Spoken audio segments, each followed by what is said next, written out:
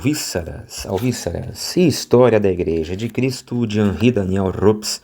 Hoje, fraqueza humana. Poderá surpreender-nos que, nestas condições, alguns não fossem capazes de resistir a essa maré de terror que se despenhava sobre eles no instante em que rebentava a perseguição. Contrariamente ao que se dera nos 2 primeiros séculos, em que os casos de apostasia sob a ameaça dos suplícios tinham sido raríssimos, no século III e, particularmente, por ocasião da perseguição de Décio, parecem ter sido muito numerosos. A Igreja já não era agora uma minoria intrépida, composta por membros muito escolhidos, que avançavam lado a lado com um fervor e uma intrepidez contagiosas. Agora contava no seu seio todos aqueles que iam aparecendo, e a verdade é que, desse modo, a virtude não crescera proporcionalmente ao número dos adeptos. Além disso, esses períodos de interrupção nas perseguições não ajudavam em nada a coragem dos fiéis. Durante os tempos de calma, a mola distendia-se, e quando subitamente era preciso voltar a entrar em luta, muitos se sentiam faltos de energia. Ou seja, a luta constante mantém a pessoa vigilante, fortificada, né? É o tal do exercício físico, que você, quando para de fazer, você volta a engordar, volta a ficar flácido, e é o que todo mundo já sabe. Então, na luta cristã, na luta da fé, não tem descanso, né? Se houver um descanso, você desacostuma. A principal razão da apostasia foi, sem dúvida, o medo. É uma fraqueza tão natural que seria farisaico atirar-lhe a primeira pedra. Todos nós temos medo.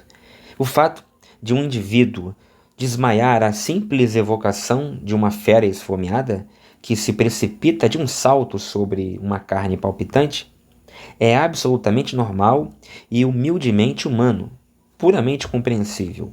O que deve ser considerado anormal e superior ao próprio homem é o heroísmo dos que sabem dominar tais imagens, prestes a tornar-se uma realidade para eles. Quem é que recusava? Que recuava, aliás. Quem é que recuava? Conforme os testemunhos que temos, parece que eram, sobretudo, os ricos, os bem instalados, aqueles a quem a vida tinha concedido todo o conforto e que não estavam dispostos a sacrificá-lo. É o que eu acabei de falar, né? Por que Jesus fala que é mais fácil um rico passar no fundo de uma agulha do que entrar no reino dos céus, né? Essa resposta é uma pergunta rápida, uma pergunta breve, uma pergunta simplória, mas a resposta é um pouco maior, um pouco mais complexa do que se pode aparentar, né? O que se pode perceber. Porque o fato de um rico não entrar com facilidade no reino dos céus não é porque ele tem dinheiro, ponto final, e embrulha essa resposta e manda. Não é assim.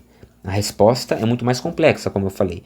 O fato de um rico não entrar com facilidade no reino dos céus, ou com a mesma facilidade, ou com o mesmo grau de dificuldade que um pobre, se deve também ao fato de que o rico ele está menos acostumado às agruras e vicissitudes da vida, entendeu? O rico tem mais comodidade, mais facilidade. Então aquela coisa que eu falei agora há pouco da musculatura fideísta, né, de fé, que nós temos de maneira mais enrijecida quando enfrentamos maiores provas e dificuldades, isso vem à tona aqui, porque o rico ele precisa ter geralmente menos fé do que o pobre para vivenciar as suas agruras de sua vida.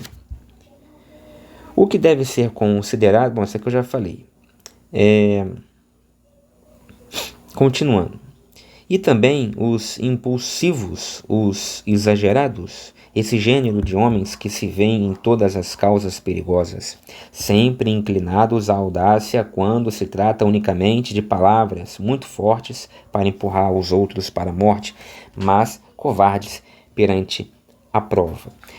E também os intransigentes, sempre dispostos a todas as transigências. Então veja que coisa interessante. Quem é que recuava na hora do pega para capar? Ou seja, na hora da perseguição, na hora do leão faminto dentro, né, do circo romano. E aí? Quem é que peidava na farofa, para usar aqui uma expressão aqui do Rio de Janeiro? Quem é que peidava, né? Quem é que dava para trás? Quem é que retrocedia? Então, o Daniel Robes começa aqui. O primeiro que retrocedia, né? Ele vai dizer o rico. Né? O rico, já explicamos o contexto. Né? Ele enfrentava menos dificuldades em sua vida, tinha maiores confortos e maior poder de resolver os seus problemas com o dinheiro.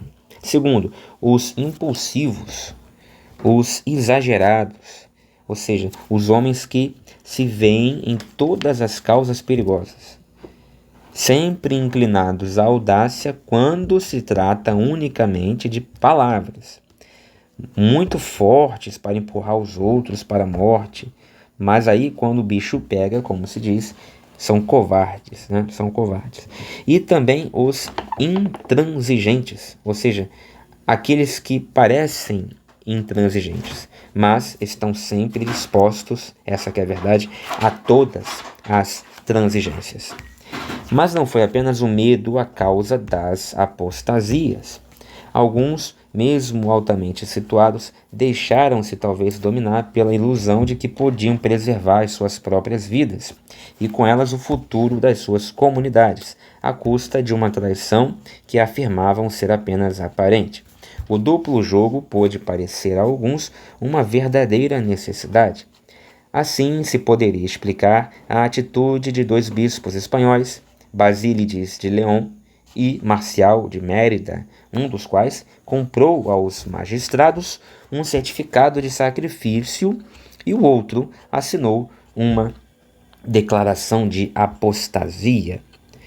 Então, quer dizer, Basílides de León comprou dos magistrados um certificado de sacrifício. Olha só, já se falsificava o diploma naquela época. O camarada comprou um certificado de quê? De ensino médio, de faculdade? Não, um certificado de sacrifício, né? Olha que coisa. E o outro, Marcial de Mérida, que de marcial não tinha nada, né? Marcial tem a ver com Marte, tem a ver com guerra, né? Não tinha nada de marcial. Esse Marcial de Mérida, se você quiser, pode trocar Marcial de Mérida por Marcial de Merda, não tem problema, não vai ter no fundo nenhuma diferença existencial. Ele fez o quê? Ele fez diferente, ele assinou uma declaração de apostasia, né? Olha que coisa. O Santo Papa Estevão deve ter interpretado nesse sentido os seus gestos, pois os manteve nas suas sedes, contrariamente ao que reclamavam muitos dos seus fiéis. Então, o Estevão deixou lá, não fez nada. Os espanhóis conseguiram que o assunto fosse levado em 254 a um concílio africano, que depôs, finalmente, né, os dois bispos covardes. Mas, como veremos, a África era então a pátria da severidade. E talvez por isso não se deva considerar simplesmente abjeta a determinação daquele bispo de Esmirna, chamado Euqutemon, que animava um dos seus sacerdotes, o heróico Piônio, a apostatar, provavelmente na esperança de conservar na sua igreja um dos seus melhores presbíteros. Então, teve até gente, como o bispo de Esmirna, esse Euqutemon, que dizia lá para os seus sacerdotes, né, disse pelo menos para o Piônio: olha, apostata aí, cara, pô, faz isso não, peida na farofa aí, dá para trás, você não é o chicote do mundo, você não vai resolver todos os problemas, é melhor um covarde vivo do que um herói morto. E aí ele fazia esse tipo de coisa com os seus subordinados, né, na esperança de conservar-lhes a vida. Mas tudo isso era uma ilusão, pois não eram os que usavam de subterfúgios, os que trapaceavam ou jogavam com a restrição mental, não eram esses os que melhor serviam à causa de Cristo. Eram-no sim as almas simples e retas, os corações impávidos que não fraquejavam diante da prova, ou seja, as pessoas sem cargo, né? Então, via de regra, há muitas exceções, mas via de regra, os que mais servem, os que melhor servem a Cristo são os anônimos, sempre foram os anônimos. São Cipriano, o grande bispo de Cartago, deixou-nos um relato tão preciso quanto doloroso destes fatos penosos. Refere-os à perseguição de Décio. Ele diz assim: espalhou-se o terror entre todos os fiéis, e alguns dos mais considerados desertaram imediatamente. Uns, investidos em cargos públicos, foram levados à apostasia por uma espécie de necessidade da sua função. Outros foram impelidos a ela por parentes ou amigos, e quando os chamaram pelo nome, sacrificaram aos falsos deuses. Víamo-los chegar desfigurados e pálidos, e embora parecessem estar dispostos a não sacrificar, a sua resolução era tão vacilante que mais pareciam vítimas prestes a serem imoladas. Outros apresentavam-se descaradamente diante dos altares idolátricos e juravam em voz alta que nunca tinham sido cristãos. Quanto à multidão dos fiéis, seguia estes exemplos ou tratava de fugir. É um quadro penoso que se deve ter gravado tão cruelmente na memória do santo bispo, que torna a referir-se a ele várias vezes no decurso de sua vida, evocando como um pesadelo essas horas espantosas em que as massas cristãs desvairadas e desnorteadas vergavam sob a tempestade e em que muitos fiéis, sem serem procurados, se apresentavam espontaneamente diante dos ídolos. Havia outros que incitavam a apostasia os seus irmãos e parentes, e chegava mesmo a haver pais que depunham sobre os altares pagãos os seus bebês recém-batizados, há pouco batizados. Então, veja, o cagaço era tão alto que tinha cristão que, sem ser convocado por Roma, já se apresentava, já entregava o ouro, como se diz, Antes do camarada ser convocado, de repente ele nem seria convocado a ter que declarar fidelidade a outros deuses ou qualquer coisa assim para negar o seu Deus. Ele ficaria ali e passaria incólume, não pagaria o pato, não passaria vexame. Mas o cagaço era tão alto que o camarada ele já se apresentava, de antemão, antes que fosse chamado. Então ele já queria puxar o saco de maneira antecipada, Ele já era uma covardia a priori, tá entendendo? Então, assim, não é nem o caso de peidar na farofa, é cagar na farofa, entendeu? É fazer diarreia na farofa. Mas é o quê? É o medo. O medo faz isso com as pessoas. E, longe de mim querer criticar, porque sabe-se lá se eu faria até pior, Sabe-se lá se eu não pagaria um vexame, um mico, como se diz, até mais alto, pior, mais vexaminoso. E agora sim, tinha gente que batizava o bebê e dias depois o camarada, pelo medo, ele apresentava a criança aos altares pagãos, Entre estes apóstatas, entre estes lapsi, temos que distinguir 3 categorias: os sacrificati, os turificati, os turificati, e tem um outro, que são os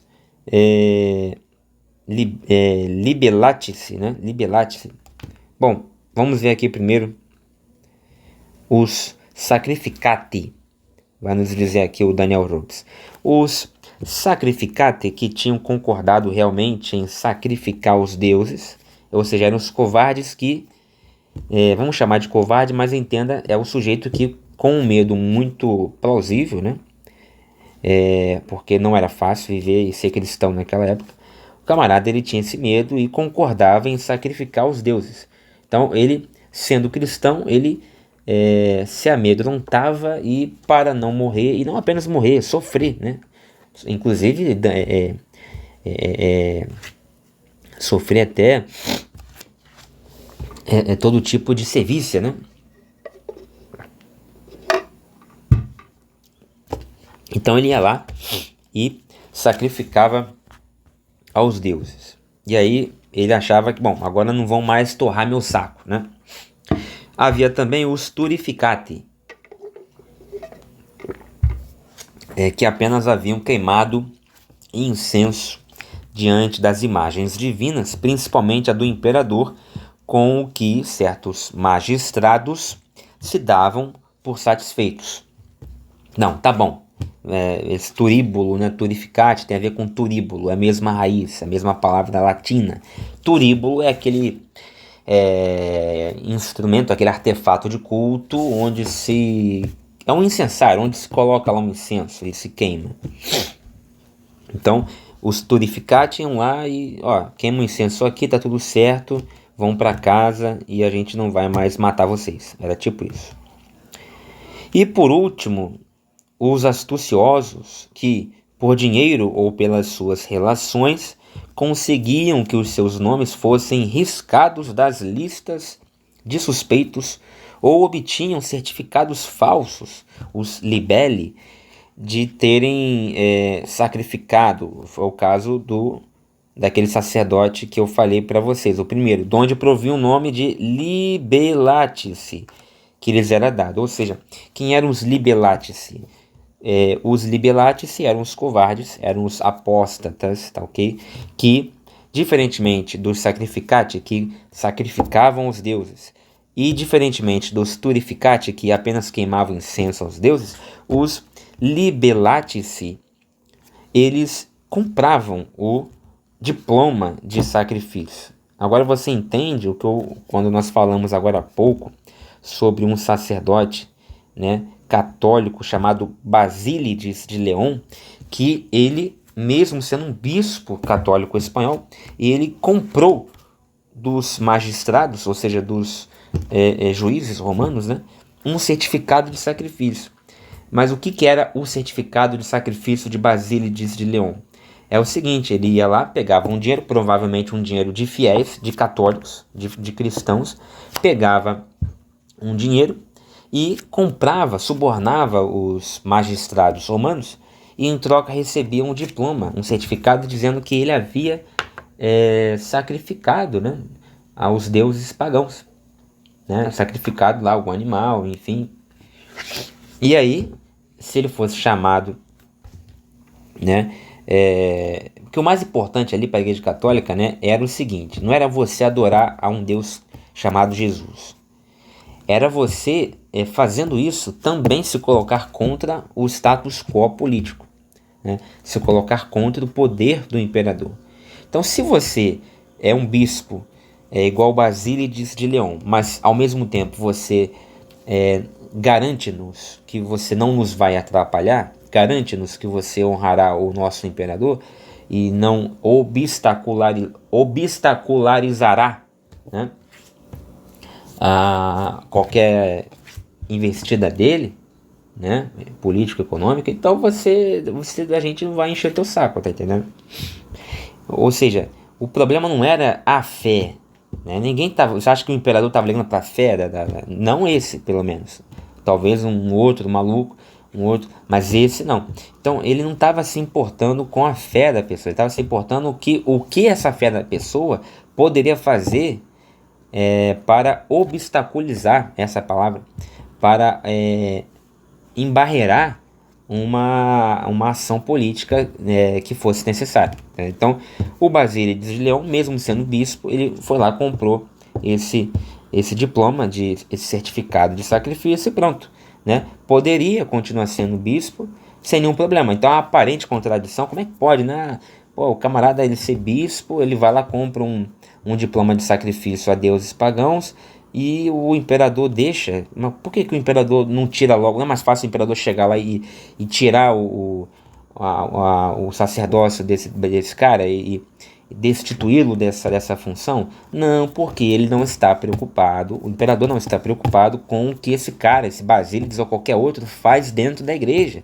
Ele está preocupado com o que ele, enquanto igreja, fará contra as atitudes dele, imperador. Essa é a preocupação, né? Agora sim, vamos voltar. Então, esse Basílides de León aí, né? Esse apóstata, ele era desse tipo de apóstata, ou seja, era um libelatice, né? Ou seja, era o apóstata que pagava por um libelo e esse libelo, ele era o certificado de comprovação de sacrifício, né? Todos, evidentemente, ficavam ipso facto, ou seja, por essa razão, excluídos da igreja, né? Então, mesmo que o Papa Estevão tenha mantido o Basílides de León e o Marcial de Mérida, né, que assinou uma declaração de apostasia nos seus devidos cargos, não quer dizer que, pelo fato de o Santo Papa Estevão ter feito isto, tais covardes não tenham automaticamente sido excluídos da igreja, né? Então eles foram excomungados por late sententia, né? Ou seja, eles foram excomungados de maneira automática, né? E não precisa de uma sentença formal, de uma carta, de um documento ser escrito condenando, excomungando essas pessoas. Elas são automaticamente excomungadas. É o mesmo tipo de excomunhão que ocorre com um comunista, né? Não é preciso que alguém venha e diga nominalmente, tal fulano está excomungado porque é comunista. Não, já é, né, na 40º ano, isso é colocado de maneira clara, já é automaticamente excluído, né? O sujeito, o Leão XIII também vai falar sobre isso aí, né? É automaticamente excluído. João Paulo II também vai falar sobre isso aí. O camarada é automaticamente excluído por ser comunista. Como também, se o cara é um apóstata como esse, faz um tipo de coisa como essa, ele é automaticamente excomungado, excluído. Bom, todos, evidentemente, ficavam ipso facto excluídos da igreja, mas a mãe não voltaria a usar de misericórdia para com estes filhos renegados? Era uma questão que vinha sendo adiada há muito tempo, mas que as circunstâncias tornavam premente. Foi necessário encontrar uma solução, logo que a calma voltou a reinar. Era possível condenar, sem apelo, essas pobres criaturas cujos nervos não tinham sido suficientemente sólidos para enfrentarem os mais horríveis suplícios? Porque é muito fácil a gente condenar, é um apóstata, né? Comprou um diploma ali, um certificado de sacrifício, assinou uma sentença de uma carta de apostasia. Mas e você, faria o que no lugar deles? O próprio São Cipriano desculpava aqueles que simplesmente tinham cedido ao medo. Com efeito, estes eram, sem dúvida, menos perigosos para o futuro da igreja do que certos falsos confessores da fé, certos profissionais do martírio, que, desde que tivessem recebido alguns maus tratos, se sentiam autorizados a exibi-los a toda a hierarquia e a viver num frutuoso ócio. O camarada sofria um maltrato e aí ele passava a ostentar, né, aquela cicatriz e se escondia atrás daquela cicatriz para não ter que fazer mais nada, né? Para não ter que trabalhar mais, para não ter que enfim, trabalhar, que eu digo, na obra de Deus, né? Para não ter mais que se expor. Ele, já tenho aqui uma cicatriz, cortaram meu dedo aqui, né? Tá bom, chega, agora eu vou ficar no ócio. E o camarada não. Quem viesse confrontá-lo, você, me ajuda aqui, vamos ali evangelizar, vamos ali fazer a obra de Deus e tal. Não, olha só, eu já tenho uma cicatriz aqui, eu já fui, né, já sofri essa serviço aqui, então já fiz a minha parte. Então o camarada também, ele já se aproveitava dessa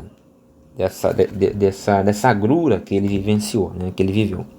Mesmo durante a perseguição, estabeleceu-se o costume de que os autênticos confessores da fé, os mártires que estivessem em vésperas de ser conduzidos ao suplício, ou aqueles que por um caso tivessem escapado, intercedessem em favor dos seus irmãos mais fracos e os presenteassem com uma espécie de certificado que, absolvendo-os, os reintegrava na comunidade.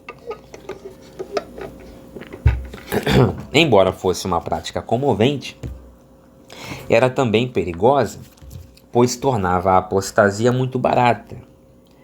Por iniciativa de São Cipriano, a Igreja, no Concílio de 251, em Roma, que foi evocado pelo Papa Cornélio, estabeleceu o termo médio entre o rigor excessivo e as indulgências perigosas. Os lapsi que se arrependessem sinceramente da sua traição seriam submetidos a rudes penitências canônicas, após as quais lhes seria dada a absolvição. Então, os lapsi, quem eram os lapsi? Repetindo, os lapsi, que vem de lapso em latim, que significa queda, os lapsi eram os apóstatas, eram chamados assim em latim, os apóstatas, tá? Já que apóstata é uma palavra de origem grega. Então, em latim, os lapsi. Os lapsi, os apóstatas, desde que se arrependessem sinceramente, né, e essa era a proposta de São Cipriano, que foi colocada no Concílio de Roma em 251, eles seriam então, essas desculpas, né, seriam aceitas, mas com uma condição: eles deveriam pagar penitências, boas penitências, né, rudes, severas penitências. Misericórdia para com todo pecador, não fora este o verdadeiro princípio do Mestre, sempre pronto a perdoar qualquer fraqueza humana? Ou seja, prevaleceu o termo médio colocado por São Cipriano. Ele, com sabedoria, ele pacificou a questão, o que geraria muitos problemas, porque eram muitos e cada vez em maior número os lapsi, os apóstatas.